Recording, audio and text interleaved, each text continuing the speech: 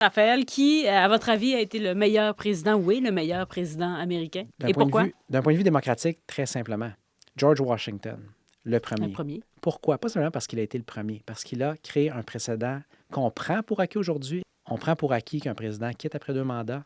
Quand George Washington l'a fait volontairement à la fin du 18e siècle, quand dans le monde qui l'entourait, tout ce qu'on connaissait, c'était des monarchies et des dictatures, des gens qui restaient là jusqu'à leur dernier jour, leur dernier souffle. C'était extraordinaire.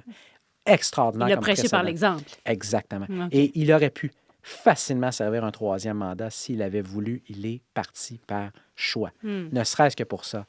Il n'y a pas de parallèle. Ça, c'était une autre question de Marie-Pierre Bélanger. Monsieur Maltais termine en nous demandant de quelle façon vous restez informé, parce que vous n'avez pas l'air de dormir beaucoup, Raphaël Jacob. Exactement. C'est ça la réponse. Je ne dors pas. C'est pour ça que je trébuche parfois dans mes réponses. Je ne dors pas. Non. J'essaie... En fait, je reçois souvent la question. C'est non seulement essayer de multiplier les sources d'information, Ouais. mais surtout ne pas se limiter à l'actualité. Parce que comme je me plais très souvent à le dire, pour comprendre ce qui est devant nous et ce qui est devant nous, il faut d'abord lire et comprendre ce qui est derrière nous.